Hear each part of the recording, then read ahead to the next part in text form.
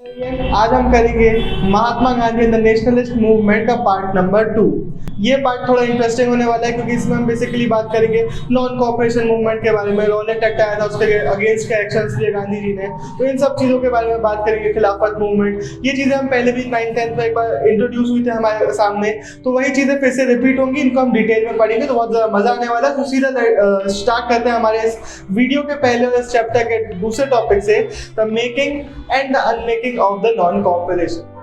जब पिछला part and हुआ था लास्ट में मैंने आपको बताया था कि कैसे 1916 के दिसंबर में, 1915 में गांधी जी इंडिया आए थे, फिर 1916 के दिसंबर में एक मीटिंग के बाद एक पीजेंट थे जो चंपारण बिहार से आए थे गांधी जी से मिलने के लिए। उन्होंने बताया था कि कैसे वहाँ के जो चंपारण के जो पीजेंट्स उनको बहुत हार्श ट्रीट किया जा रहा है ब्रिटिश के इंडिगो प्लांटर्स के द्वारा। तो उस हार्श ट्रीटमेंट की जब बात सुनी गांधी जी ने, गांधी जी को ऐसा लगा कि एक इनिशिएटिव उन्हें मिल गया, एक मौका उन्हें मिल गया है कुछ एक बड़ा इवेंट करने के लिए। तो गांधी जी ने अपना पूरा जो 1917 था, जस्ट उसका जो अगला साल था, वो पूरा मोस्टली बिताया कि चंपारण में, बिहार में यहाँ के जितने भी पीजेंट्स थे उनके लिए उन्होंने काम किया। बेसिकली इन्होंने क्या दो मेन मोटिव रखे थे अपने सामने कि जो यहाँ के जो जितने भी पीजेंट्स हैं, तो उनको पहले एक अच्छा एटमॉस्फेयर मिले, उनको जो हार्श ट्रीटमेंट किया जाए वो खत्म हो। गांधी जी का मेन मोटिव था कि उनको एक टेन्योर की सिक्योरिटी मिले, बेसिकली कि वो अपने एरिया में जितना भी वो लैंड है उनका, उसमें अच्छे से काम कर पाए, उनको सिक्योरिटी हो, उनको फ्रीडम हो, साथ साथ कि वो क्या कल्टीवेट करना चाहते हैं उसके, उनको हार्शली ट्रीट ना किया जाए।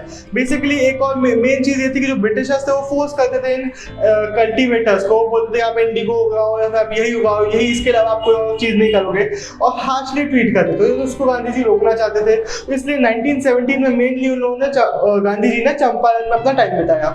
उसके बाद 1918 में उन्होंने दो नए कैंपेन चालू किए, और ये दोनों के दोनों ही थे गुजरात, जहाँ से गांधी जी बिलोंग करते हैं। गुजरात में उन्होंने दो एक्टिविटीज चालू करी। सबसे पहले तो अहमदाबाद में वो गए, वहाँ के जो टेक्सटाइल मिल वर्कर थे वो थोड़े से डिस्प्यूट कर रहे थे, वो थोड़ा डिमांड कर रहे थे कि जो हमारी जो वर्किंग कंडीशन है बिल्कुल अच्छी नहीं है, हमें भी आज ट्रीट किया जाता है। तो इसके अगेंस्ट गांधी जी ने वहाँ पे आवाज उठाने के लिए, उनको सपोर्ट करने के लिए गांधी जी गए अहमदाबाद। उसके बाद खेड़ा में वो गए, खेड़ा भी गुजरात में ही आता है। खेड़ा में दिक्कत ये थी, वहाँ के जो पीजेंट्स थे वो डिमांड कर रहे थे कि अगर कोई भी क्राइसिस आती है, किसी भी रीजन से हमारा क्रॉप फेलियर होता है, तो जो गवर्नमेंट है उसको हमारा टैक्स खत्म कर देना चाहिए, हमसे टैक्स नहीं लेना चाहिए, एटलीस्ट रिड्यूस कर देना चाहिए। तो इसके लिए गांधी जी वहाँ पे खेड़ा में गए। खेड़ा में भी गांधी जी ने जितने भी पीजेंट्स थे उनको सपोर्ट किया। और यहाँ पे एक चीज बहुत कॉमन है कि जितने भी लोग हैं, फॉर एग्जाम्पल दो तरफ पीजेंट्स हैं, खेड़ा के पीजेंट्स हैं, चंपारण के पीजेंट्स हैं, उसके बाद टेक्सटाइल मिल वर्कर्स हैं, तो ये सब एक पूरा कैटेगरी है जिन पे पहले कोई भी ध्यान नहीं दिया था, जिनको बेसिकली गांधी जी एक सपोर्ट प्रोवाइड करना चाहते थे। तो इसलिए वो गुजरात में, अहमदाबाद में गए और खेड़ा में गए, जहाँ पे ये दोनों एक्टिविटी जो है 1918 में चालू करी। तो अब ये जो गांधी जी के जो 3 कैंपेन थे, इनके बाद गांधी जी को ऐसा नेशनलिस्ट देखा जाने लगा, स्पेशली ऐसा नेशनलिस्ट जो पुअर सेक्शंस के लिए काम करेगा, यानी कि ऐसा फ्रीडम फाइटर है जो पहली बार पुअर सेक्शन को सपोर्ट कर रहा है। इसके पहले बहुत कम ऐसे लीडर्स थे जिन्होंने पुअर्स के लिए इतना कुछ किया था। और गांधी जी मेनली बिलीव करते थे कि जो मेजोरिटी है हमारे इंडियन पुअर सेक्शंस की, हमारे जो पीजेंट्स हैं, जो वर्कर्स हैं, इनकी जो लेबर क्लास की जो मेजोरिटी है, उनके लिए अपने मेन एक्शन रखा करते थे। तो इसलिए गांधी जी को ऐसा लोकल नेशनलिस्ट देखा जाने लगा, लेकिन नेशनलिस्ट देखा जाने लगा जो पुअर्स के लिए काम करेगा। लेकिन इसकी एक प्रॉब्लम ये थी कि सिर्फ और सिर्फ लोकल लेवल पे हो रहा था। फॉर एग्जांपल किसी सिटी की या फिर एक मैक्स टू मैक्स गुजरात से रिलेटेड था, सिर्फ एक स्टेट से रिलेटेड था।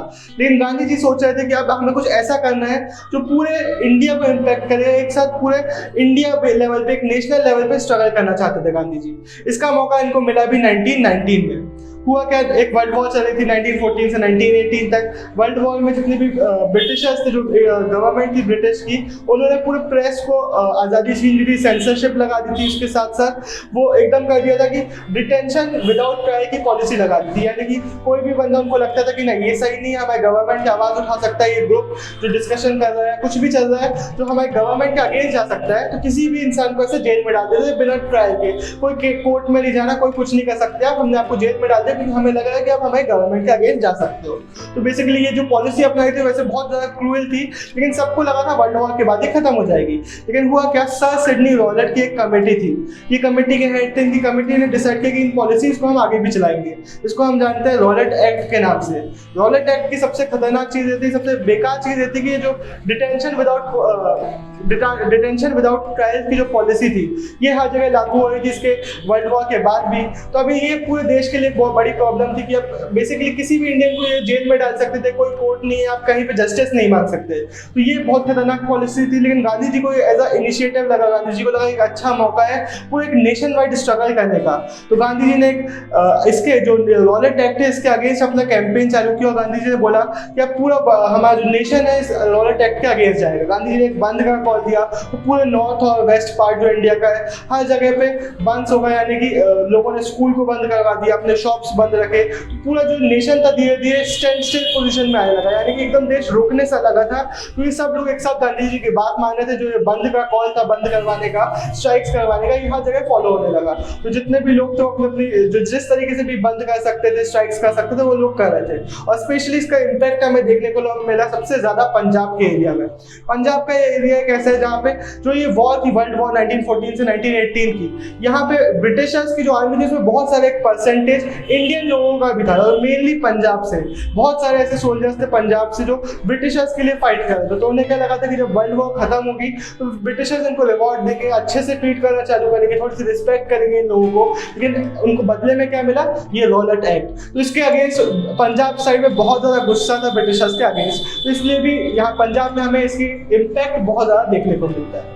ब्रिटिश गवर्नमेंट ने भी अपने एक्शंस लिए इसके अगेंस्ट। जब महात्मा गांधी जी पंजाब की तरफ जा रहे थे तो उनको डिटेन कर लिया गया, उनको जेल में डाल दिया गया। उसके बाद बहुत सारे ऐसे कांग्रेस पार्टी के लीडर्स थे जो इमर्ज हो रहे थे धीरे धीरे, उन सबको जेल में डालने का काम करी थी ब्रिटिश की सरकार। ब्रिटिशर्स क्या कर रहे थे, जितने भी ऐसे लग रहे थे कि हाँ ये कोई दिक्कत कर सकता है उनको, तो उनको जेल में डाले थे सीधा सीधा। तो ये ब्रिटिश की पॉलिसी थी। उसके बाद सबसे ब्लडी एक्शन हमें देखने को मिला, आपने सुना होगा जलियांवाला बाग। हुआ क्या था, जनरल डायर जो थे उन्होंने बोला कि आप ओपन फायर कर दो। जलियांवाला बाग में जो एक मीटिंग चल रही थी, तो नेशनलिस्ट जितने भी आए थे उन सब पे फायर चला दिया। तो उनकी ब्रिटिश गवर्नमेंट ने बहुत सारे लोगों पे गन चला दी। जो मीटिंग चली थी, जो एक पीसफुल प्रोसीडिंग थी, लेकिन उन पे गन चला दी गई। ब्रिटिशर्स ने बोला कि अपनी मनमर्जी चला रहे थे वो तो, और बेसिकली एक मैसेज देना चाहते थे, एक टेरर फैलाना चाहते थे कि आप हमारे अगेंस्ट कोई भी एक्शन लोगे, कोई मीटिंग करोगे तो हम इस तरीके से स्ट्रिक्ट एक्शन लेंगे। तो इस क्रूएल हरकत के साथ साथ उन्होंने 400 से 500 और ज्यादा ही लोगों को मार डाला, बहुत सारे लोगों को इंजर्ड किया। और एक बहुत घटिया हरकत है, जो जलियांवाला बाग का जो मैसेकर हुआ था वो 1919 में ही हुआ अमृतसर में। लेकिन ये जो रॉलेट एक्ट के अगेंस्ट गांधी जी का कैंपेन था, जो रॉलेट सत्याग्रह था, इसने पहली बार गांधी जी को एज अ नेशनल लीडर बना दिया, क्योंकि पूरे नेशन में गांधी जी की बात को सुना जा रहा था, माना जा रहा था, उनकी बातों के अगेंस्ट के साथ उनके सपोर्ट में एक्शंस लिए जा रहे थे। तो Gandhi ji as a national leader emerge होने लगे, तो उनको लगा कि चलो और कुछ बड़ा हम करते हैं तो पूरे देश को यूनाइट कर देगा। तो उन्होंने कॉल दिया नॉन कोऑपरेशन मूवमेंट का। इसमें बेसिकली क्या था कि आप जितनी भी ब्रिटिश चीजें हैं, ब्रिटिश और गवर्नमेंट से, बिल्डिंग्स है या फिर कोई भी एसोसिएशन है, आप उससे नॉन कोऑपरेट करो। बोला जाता था कि अगर आप स्टूडेंट हो तो आप स्कूल जाने से मना करो, आप स्कूल मत जाओ। अगर आप लॉयर हो तो आप कोर्ट मत जाओ। तो इस तरीके से धीरे धीरे आप नॉन कोऑपरेट करना चालू करो, आप टैक्सेस मत दो। तो इन चीजों को माना गया। गांधी जी ने ये सब आदेश दिए थे ताकि जो ब्रिटिश गवर्नमेंट थी उसकी पूरी फंक्शनिंग एक तरीके से रुक जाए। तो ये यूनाइट करने का तरीका था गांधी जी का पूरे देश को, और इसलिए ये जो नॉन कोऑपरेशन था वो इसलिए लेके आए थे कि वो समझ गए थे कि हमारी जो सक्सेस है, जो हमारी बात को उसको सुना जा रहा है, और पूरे नेशन को यूनाइट करने के लिए वो नॉन कोऑपरेशन मूवमेंट लेके आए थे। गांधी जी का कहना था कि अगर ये नॉन कोऑपरेशन मूवमेंट अच्छे से वो सभी लोगों ने फॉलो किया तो 1 साल के अंदर अंदर वापस इंडिया को इंडिपेंडेंस मिल जाएगी, ब्रिटिशर्स को भगा दिया जाएगा।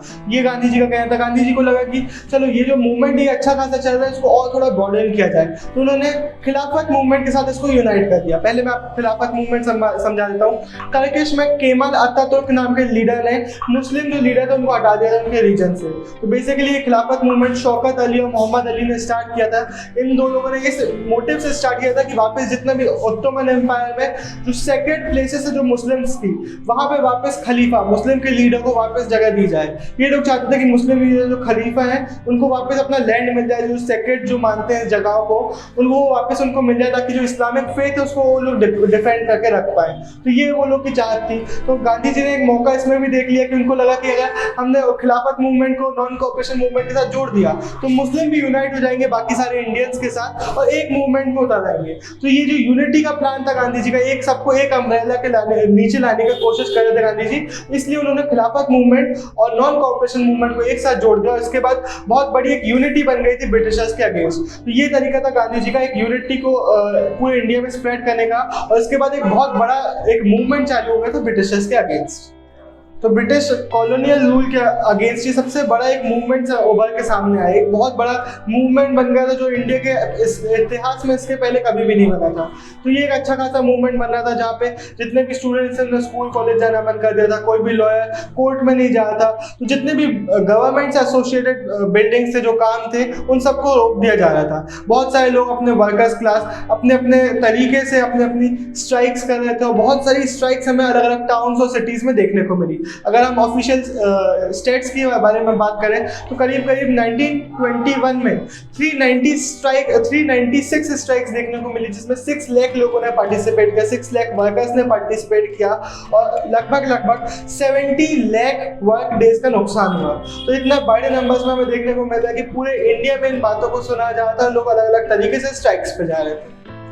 लेकिन ये जो मूवमेंट था ये सिर्फ सिटीज़ में या फिर सिर्फ वर्किंग क्लास तक सीमित नहीं था। हमें देखने को मिला जो कंट्री साइड में जो लोग हैं, जो ट्राइब्स हैं, जो पीजेंट्स हैं, वो भी अपने अपने तरीके से कंट्रीब्यूशन दे रहे थे अपना। जैसे कि नदर्न आंध्रा में जितने भी जो ट्राइब्स हैं नदर्न आंध्रा के, उन्होंने बोल दिया कि हम फॉरेस्ट लॉज तोड़ेंगे, तो वो फॉरेस्ट लॉ तोड़ने लगे। फिर अवध के जो फार्मर्स थे उन्होंने टैक्स देने से मना कर दिया। कुमाऊन के जितने भी जो पीजेंट्स थे उन्होंने बोला कि हम ब्रिटिश ऑफिशियल्स के कोई भी लोड्स को कैरी नहीं करेंगे। तो ये कंट्री साइड के जितने भी लोग थे, जो ट्राइब्स थे, उनका अलग एक तरीका था इसमें अपना कंट्रीब्यूशन देने के लिए। तो ये अलग अलग लोग अपने तरीके से कर रहे थे। इसमें एक चीज़ देखने को मिलती कि ज़रूरी नहीं सब लोग अपने अपने लीडर्स को फॉलो भी कर रहे थे, सब लोग अपने इंटरेस्ट को देख रहे थे, अपना एक तरीका निकाल रहे थे इस मूवमेंट में अपना कॉन्ट्रीब्यूशन देने के लिए। फॉर एग्जाम्पल किसी एक लीडर ने बोला कि हमें ये करना है, तो ज़रूरी नहीं सब लोग उसको फॉलो कर रहे थे, बल्कि लोग अपना एक तरीका निकालते कि मैं ये कर सकता हूँ, मैं यहाँ पे स्ट्राइक कर सकता हूँ। अपना अपना जो ग्रुप्स बन रहे थे वो अपने अपने तरीके से इस मूवमेंट में पार्टिसिपेट कर रहे थे, अपने तरीके से कंट्रीब्यूट कर रहे थे। इसी के कारण आगे जाके थोड़ी सी दिक्कत भी होने को मिली, जो हम अभी आगे देखेंगे। लुइस फिशर नाम के एक अमेरिकन ने जो गांधी जी पे एक बायोग्राफी लिखी थी, उनका कहना था कि जो नॉन कॉपरेशन ये वर्ड है, ये इंडिया और महात्मा गांधी दोनों की लाइफ में एक नए पीरियड की, एक नए युग की स्टार्ट का नाम बन चुका है, नॉन कॉपरेशन।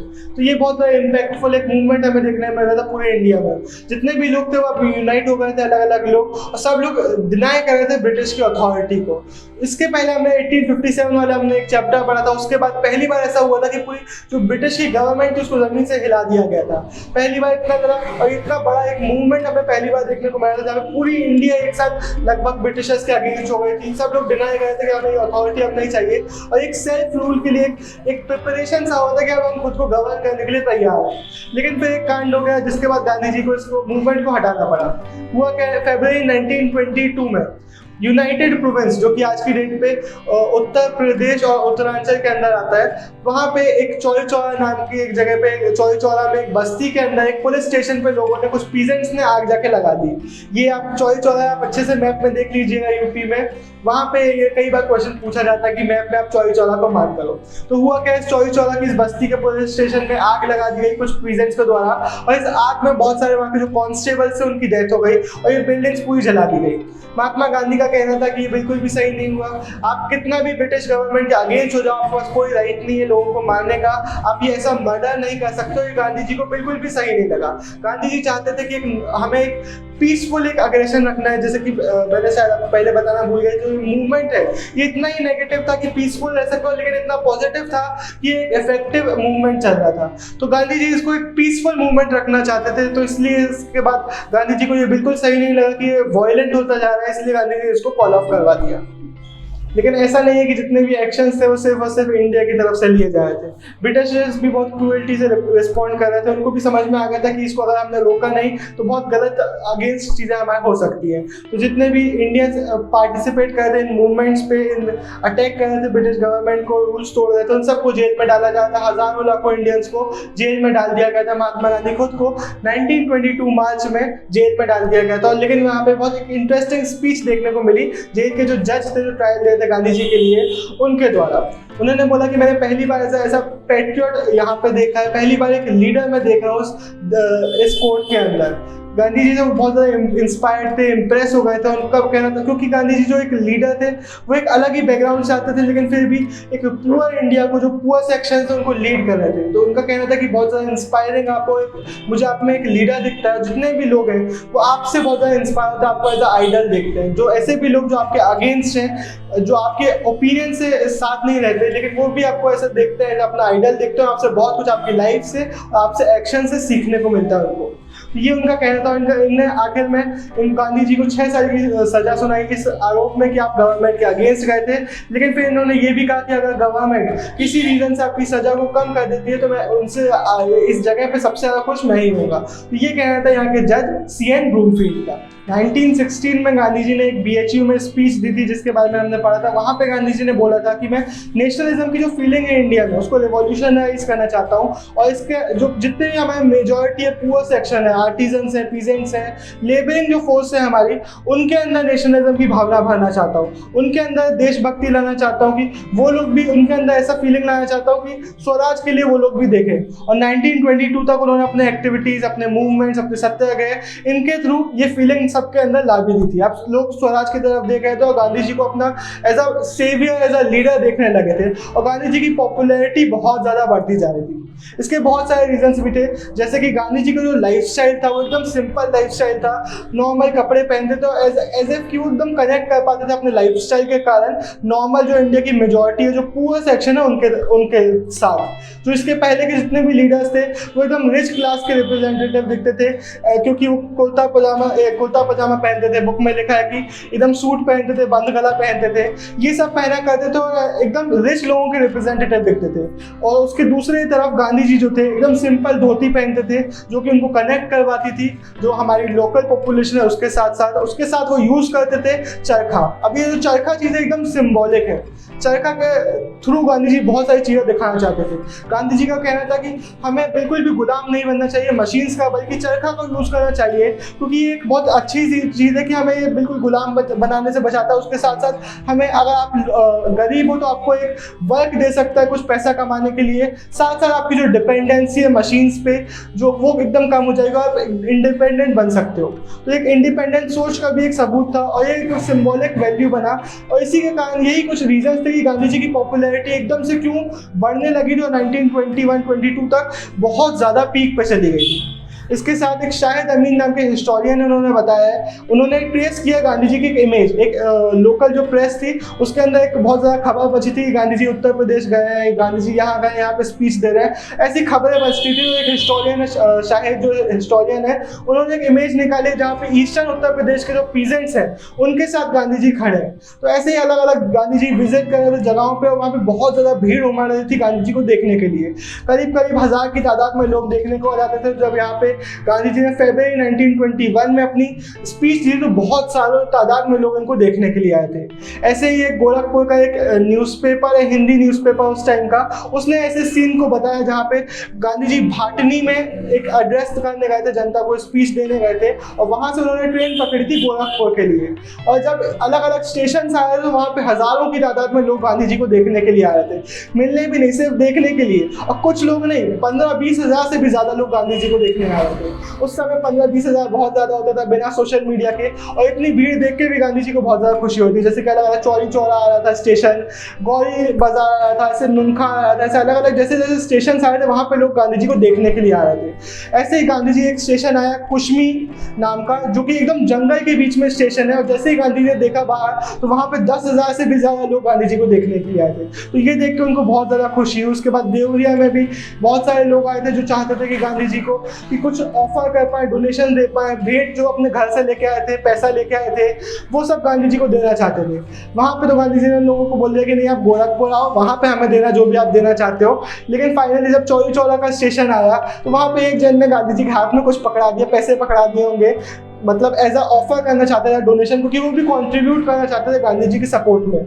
तो इसके बाद जितनी भी भीड़ थी वो पैसे फेंकने लगे, अपने घर से कुछ लेके आए थे वो गांधी जी को देने लगे, और पूरी भीड़ अपना सपोर्ट दिखा रही थी। लोग तो देखते ही रोने लगने लगे थे कि वाह गांधी जी को देख ले। तो एज अ गांधी जी को एज अ महात्मा बोला जाने लगा था, और गांधी जी को एज अ सेवियर देखा जाने लगा था। अब जैसे ही गांधी जी अलग अलग जगह पे ट्रैवल कर रहे थे, उनके साथ साथ हजारों लाखों लोग उनके साथ सपोर्ट में खड़े हो रहे थे। गांधी जी को गांधी बाबा, महात्मा इस नामों से डिनोट किया जा रहा था, और गांधी जी को एज अ सेवियर लोग देख रहे थे। अब गांधी जी को इस साइन से भी देखा जाने लगा था कि गांधी जी हमें बचाने के लिए आए। इस ऑपरेशन जो हमारे ऊपर चल रहा है, जो हमारे अगेंस्ट, जो हमारी जो ऑटोनॉमी को जो छीन लिया गया है, उसको सेव करने के लिए हमारे पास आए हैं। तो इसलिए भी गांधी जी को एज अ गॉडली फिगर भी लोग देखने लगे थे।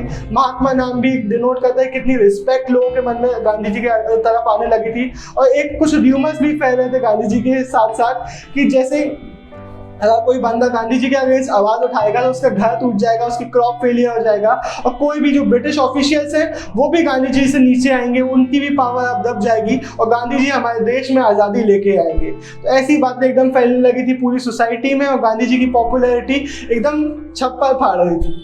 तो ऐसा बिल्कुल भी नहीं था कि गांधी जी की सिर्फ बोलते जा रहे थे, करते जा रहे थे और पूरी जनता उनको फॉलो करने लगी थी, बल्कि उन्होंने एक बहुत ज़्यादा स्ट्रक्चरल, एक सिस्टमेटिक वे, एक ऑर्गेनाइज तरीका फॉलो किया था अपनी फैन फॉलोइंग को बढ़ाने का और पूरे इंडिया को एक करने का। वो क्या कर रहे थे, एक सिस्टम फॉलो कर रहे थे कि एक सिम्बॉलिक वैल्यू दे रहे थे, पूरी जनता को एक कर रहे थे, पुअर सेक्शंस के लिए काम कर रहे थे। तो इस तरीके से वो एक सिस्टमेटिक वे फॉर्म कर रहे थे, जिसके बाद एक बहुत बड़ी उनकी ऑडियंस, उनकी एक फैन फॉलोइंग इकट्ठा हुई थी। कांग्रेस पार्टी भी इनको बहुत ज़्यादा हेल्प कर रही थी। फॉर एग्जाम्पल कांग्रेस अपनी ब्रांचेस फैलाने लगी थी, पूरे इंडिया के कोने कोने तक पहुंचने की कोशिश कर रही थी। इसके साथ साथ प्रजा मंडल्स बनाए गए थे प्रिंसली स्टेट्स के लिए।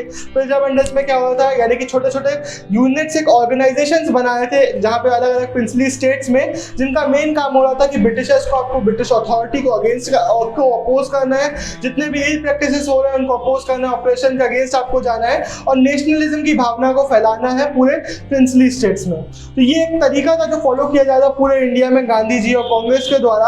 और मेनली क्या स्ट्रक्चर फॉलो किया जाता है कि हमें नेशनलिज्म की भावना को फैलाना है और पूरे इंडिया को एक यूनिफाई करके ब्रिटिशर्स के अगेंस्ट करना है। तो ये एक तरीका फॉलो हो रहा था। इसके साथ गांधी जी का ये कहना था कि अगर हमें नेशनलिस्ट कोई मैसेज ट्रांसफर करना है पूरी इंडियन ऑडियंस को, इंडियन ऑडियंस के साथ कनेक्ट करना है, इंडियन जो पॉपुलेशन उनके साथ कनेक्ट करना है, तो हमें मेनली उनकी मदर टंग का यूज करना पड़ेगा। हम ऐसे नहीं कर सकते कि देशभक्ति का कोई मैसेज फैला रहे हैं इंग्लिश लैंग्वेज में।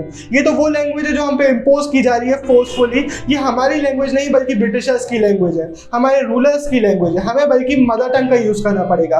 तो इसीलिए कांग्रेस की जितनी भी प्रोविंशियल कमिटीज बन रही थी वो इस बेसिस पे नहीं बन रही थी कि ब्रिटिशर्स ने इंडिया को किस बाउंड्रीज पे डिवाइड किया गया है, बल्कि इस बेसिस पे बन रही थी कि किसी भी इंडिया के रीजन की क्या लैंग्वेज, कौन सी लैंग्वेज वहाँ पे बोली जाती है। तो लिंग्विस्टिक बेसिस पे वो कांग्रेस है वो अपनी प्रोविंशियल कमिटीज बनाई जा रही थी। तो यानी कि इंडिया के अगर इस रीजन में एक लैंग्वेज बोली जाती है तो उसके लिए एक कमिटी बना रहे थे, या फिर कुछ कमिटीज बनाए थे जो वहाँ पे काम करेगी उनकी मदर टंग में। तो ऐसे मदर टंग के हिसाब से, लोकल लैंग्वेजेस के हिसाब से कांग्रेस का जो सिस्टम था वो काम कर रहा था, और अलग अलग जो कमिटीज बनाए थे वो लोकल लैंग्वेजेस में काम कर रही थी।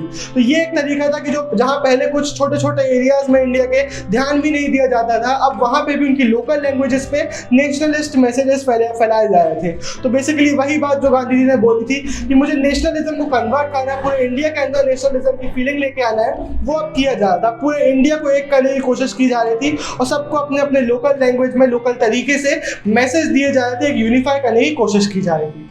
इसके साथ साथ गांधी जी की जो फॉलोइंग थी वो सिर्फ और सिर्फ पुअर सेक्शंस में नहीं बन रही थी, बल्कि अब रिच लोग भी इनके गांधी जी के एडमायरर बनते जा रहे थे, इनको सपोर्टर बनते जा रहे थे। फॉर एग्जांपल इंडिया के जितने भी बिजनेसमैन और इंडस्ट्रियलिस्ट थे वो समझ चुके थे कि अगर हमें ये टाइम है जहाँ पे ब्रिटिश की जो पावर है वो खत्म हो सकती है, मूवमेंट जो स्टार्ट हो रहे हैं ब्रिटिश की पूरी अथॉरिटी को खत्म करने की दम रखते हैं, और इनको उनको अपना भी फायदा दिख रहा था। तो बहुत सारे ऐसे एंटरप्रेन्योर्स थे जो गांधी जी को ओपनली सपोर्ट कर रहे थे, जैसे कि उनमें से एक है जी.डी. बिरला, जो क्लियरली सपोर्ट कर रहे थे गांधी जी को और ओपनली सपोर्ट दिखा रहे थे गांधी जी की तरफ। तो रिच क्लास में भी गांधी जी का सपोर्ट बढ़ रहा था। उसके अलावा ऐसे बहुत सारे एंटरप्रेन्योर्स थे जो ओपनली तो ये नहीं बताए थे कि हम गांधी जी के साथ हैं, लेकिन बैकवर्ड, पीछे साइड से, बैकग्राउंड से बहुत ज़्यादा काम कर रहे थे इस गांधी जी के सपोर्ट में।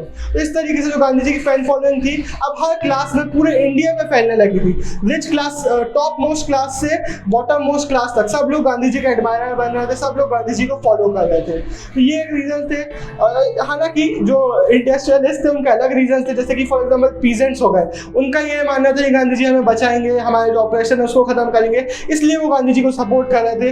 जो रिच लोग थे उनके एकदम ऑपोजिट रीजन थे, वो अपने फायदा को ही देख रहे थे, जिसके कारण वो गांधी जी को सपोर्ट कर रहे थे। तो हालांकि सपोर्टर्स के रीजन अपने अपने अलग थे, लेकिन फिर भी जो नेशनलिज्म की फीलिंग थी अब वो पूरे इंडिया में फैल चुकी थी। रिच क्लास से लेके पुअर क्लास तक सब लोग गांधी जी को सपोर्ट कर रहे थे और पूरा इंडिया एक तरीके से यूनिफाई होने लगा था ब्रिटिशर्स के अगेंस्ट। यहाँ हमें एक बात समझना बहुत ज़्यादा ज़रूरी है कि जिस चीज़ की हम बात कर रहे हैं कि नेशनलिज्म की फीलिंग इंडिया में पूरी कन्वर्ट हो चुकी है। अब बहुत सारे जो इंडिया है, जो एकदम नया नेशनलिज्म यहाँ पे आ गया है, इंडिया पूरा एक यूनाइट होने लगा है, एक फोर्स बनने लगा है इंडिया। और ये जो इसको हम कह सकते हैं गांधीयन नेशनलिज्म, जो गांधी जी ने एकदम नेशनलिज्म को पलट दिया है, वो इंडिया में आ चुका है। ये सिर्फ और सिर्फ गांधी जी की मेहनत का आउटपुट नहीं था, बल्कि बहुत सारे ऐसे लीडर्स थे, बहुत सारे ऐसे नाम थे जिन्होंने बहुत मेहनत करी, गांधी जी जितना इंपॉर्टेंट रोल प्ले किया, और उसके बाद ही इंडिया इतनी बड़ी अच्छी स्टेट में आ पाया। तो हालांकि गांधी जी का रोल बहुत ज़्यादा बड़ा था, उनका भी रोल वाइटल था, लेकिन उसके साथ साथ 1917 में 19 से 22 के बीच में गांधी जी के भी खुद के बहुत सारे ऐसे फॉलोअर्स थे जो इसमें बहुत बड़ा रोल प्ले कर रहे थे। फॉर एग्जाम्पल सी राजगोपालचारी, महादेव देसाई, फिर सरोजनी नायडू, वल्लभ भाई पंत, JB कृपलानी, सुभाष चंद्र बोस, अबुल कलाम आज़ाद, जवाहरलाल नेहरू, GV पंत, ये इतने बड़े बड़े नाम अपने आप में ही जब गांधी जी को ज्वाइन कर रहे थे, ये भी बहुत बड़ा रोल प्ले कर रहे थे। इन्होंने गांधी जी को फॉलो करना चालू कर दिया था। उसके साथ साथ जब ये फॉलो करते थे तो इनकी भी खुद की एक फॉलोअरशिप थी जो बहुत ज़्यादा इन्फ्लुएंस हो रही थी। इनको देख के बहुत सारे ऐसे लोग थे जो गांधी जी को फॉलो करना चालू करने लगे थे। ये अलग अलग रीजन से बिलोंग करते थे, इंडिया के अलग अलग पार्ट से अलग अलग कल्चर को रिप्रेजेंट करते थे। तो इनको देख के भी बहुत सारे ऐसे लोग थे जिन्होंने कांग्रेस पार्टी पे बिलीव करना चालू किया, कांग्रेस को ज्वाइन करना चालू किया, और इंडिया के आज़ादी के लिए, इंडिया के लिए ब्रिटिश अथॉरिटी के अगेंस्ट इन्होंने भी काम करना चालू किया। तो ये जो लीडर्स हैं, इनकी फॉलोअरशिप ने भी बहुत ज़्यादा हेल्प करी, इनके कामों ने भी बहुत ज़्यादा हेल्प किया और बहुत बड़ा इन्फ्लुएंस रखा इंडिया को आज़ादी दिलवाने के लिए। तो गांधी जी जो थे वो अपने अलग अलग एक्टिविटीज़ के कारण बहुत बार जेल भी जा चुके थे। तो जब फरवरी 1924 में फिर से वो जेल से बाहर हुए, जेल से छूटे, तो उन्होंने मेन अपना फोकस किया सोशल एक्टिविटीज़ पे। मेन उन्होंने दो चीज़ों पे फोकस किया। सबसे पहले तो होमस्पन खादी, लोगों को खादी को खुद चरखा चलाने को इंस्पायर किया, खादी बनाने के लिए फोर्स नहीं, इंस्पायर किया, मोटिवेट किया। और दूसरी चीज़ अनटचेबिलिटी। गांधी जी के हम पिछले पैराग्राफ से इसके पहले जितना भी हमने चैप्टर पढ़ा उससे हमें एक चीज़ तो बहुत अच्छे से क्लियर होती है कि गांधी जी पॉलिटिकली बहुत ज़्यादा अच्छे लीडर थे। वो किसी भी देश को इंस्पायर, मोटिवेट करने के लिए बहुत अच्छे थे। एक्टिविटीज़ ऐसे अलग अलग सत्याग्रह करने के लिए बहुत अच्छे थे। बहुत प्यारे, मतलब बहुत ही पॉलिटिकली करेक्ट वो एक लीडर थे, जिसके कारण उनकी फॉलोइंग बढ़ रही थी। तो पॉलिटिकली तो वो अच्छे थे ही, लेकिन उसके अलावा भी एक सोशल रिफॉर्मर भी बहुत अच्छे थे। जैसे कि हमने देखा साउथ अफ्रीका में उन्होंने सोशल रिफॉर्म्स किए, उसके साथ साथ इंडिया में भी उन्होंने बहुत सारी ऐसी सोशल एक्टिविटीज़ में पार्ट लिया जिससे दिखता है कि वो बहुत अच्छे सोशल रिफॉर्मर भी थे। तो उनका मेन वही फोकस था इस बार जेल से 1924 के बाद से कि हमें सबसे पहले तो खादी को खादी का यूजेज स्प्रेड करना है। इसका मेन मोटिव क्या था कि वो चाहते थे कि इंडिया सेल्फ रिलायंट बन पाए। हमारा जो अभी आज की डेट में हम क्या कर रहे हैं, जो ब्रिटिशर्स हैं वो हमारे ही रॉ मटेरियल्स को अपने इंग्लैंड लेके जा रहे हैं, फिर उनके जो प्रोडक्ट्स हैं उनको महंगे दाम पर बेच रहे हैं। गांधी जी इनको सख्त अपोज करते थे। गांधी जी का कहना है हमें अपनी खादी खुद, हमें चरखा चलाना चाहिए, अपने घर पे खुद के लिए कपड़ा बनाना चाहिए और खुद की जो हमारी डिपेंडेंसी है दूसरों पर उसको खत्म करना चाहिए और इंडिपेंडेंट बनना चाहिए।